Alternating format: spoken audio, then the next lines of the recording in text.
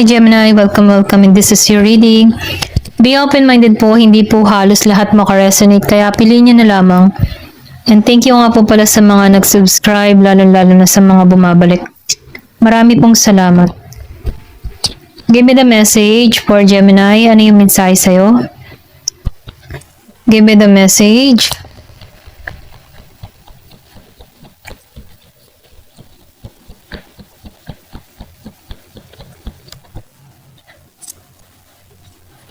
Meron ditong dragon. So, sinasabihan ka dito, no? Maging aware ka or beware sa self-delusion. Kumbaga sa self-delusion, ano? Huwag ka mag-isip ng mga kung ano-ano, okay? Maybe, ikaw rin yung gumagawa ng mga haka-haka para sa sarili mo, okay? So, huwag kang mag-isip ng mga negatibo. Ito lang nakikita ko. Sa mga, sinasabihan ka dito na maging kang maingat sa mga iniisip mo, okay?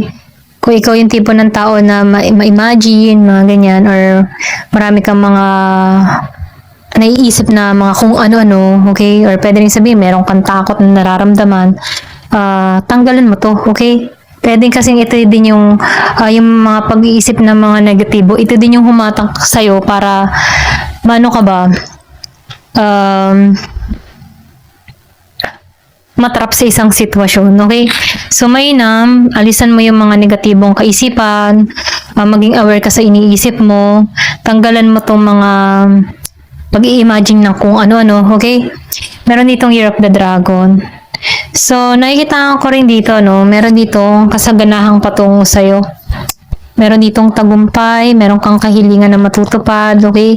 Bagamat minsan siguro, nagiging kang sari-sari ang mga naiisip, so tanggalan mo to kasi dito ka patungo sa tagumpay.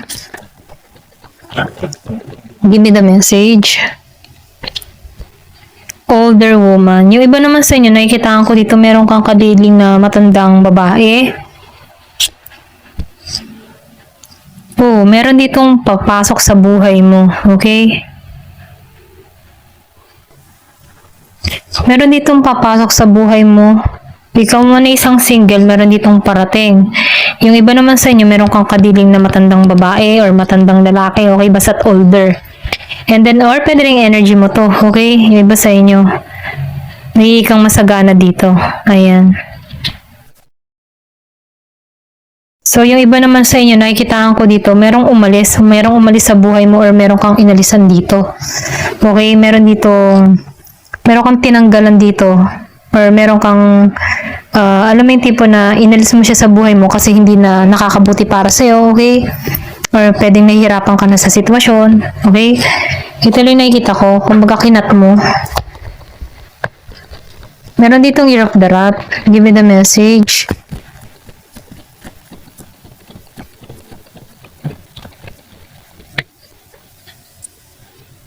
So, meron dito mangyayari ngayong September. Dark Woman. Yung iba naman sa inyo, nakikita ko dito, may kadiling ka ditong may team na babae. Or pwede rin sabihin na may team ang buhok, may pagkasingkit. Or pwede rin ikaw to, okay? So, nafe-feel ko dito, merong magaganap ngayong September. Or pwede rin mahalaga. Or may event kang pupuntahan ngayong September.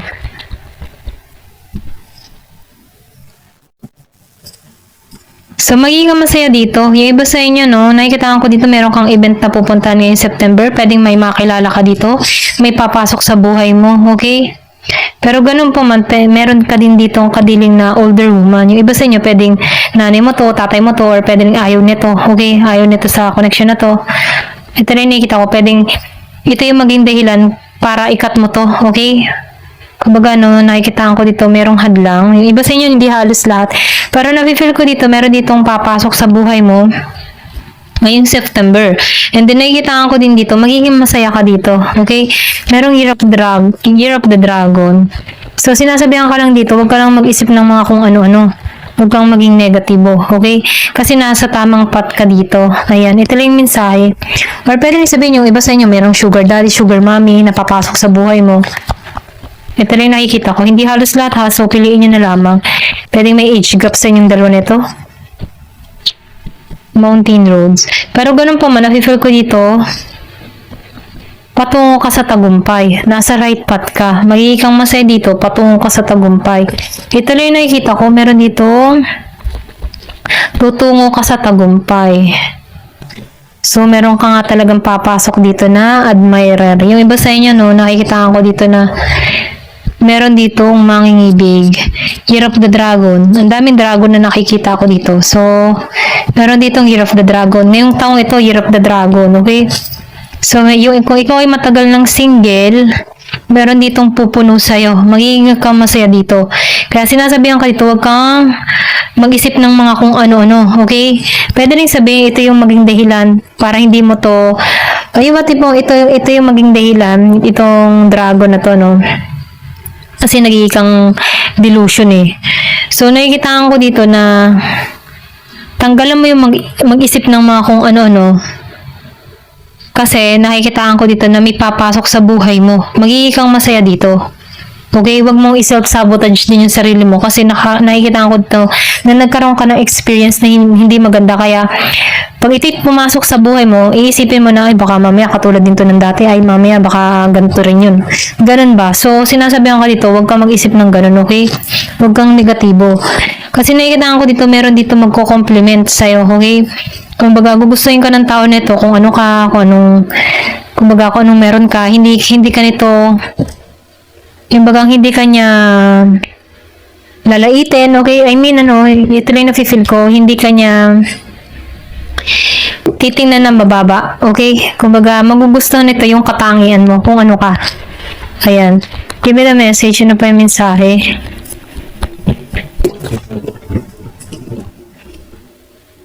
Pero ganun pa man, nakikita ko dito, meron din ditong mahilig sa sex, okay? Masyado to mahilig. Meron ditong Year of the Rabbit. Yung iba sa inyo. Pero ingat ka pa rin, kasi baka mamaya, ito lang habol sa'yo. Okay? Pwedeng mabuntis ka dito. Meron dito dog. Yung iba sa inyo, hindi halos lahat, kung meron kang kadiling dito na mahilig, alam mo naman yung kusino to. Okay? So, yung iba naman sa inyo, meron papasok sa buhay mo na talagang mako-compliment ka kung ano ka. And then, yung iba naman sa inyo, nakikita ko dito, merong sugar daddy, sugar mommy, okay? Meron dito ang dog close up. So, nakikita ko dito, meron kang close friend, okay? Pwedeng sabihin na lagi siyang naandyan sa'yo. Lagi itong nakikinig sa mga himutok mo, okay? Andyan lang lagi siya sa'yo. So, sinuwerte ka sa kaibigang ito. Pwedeng Year of the Dog. Merong Year of the Rabbit, Year of the Dragon.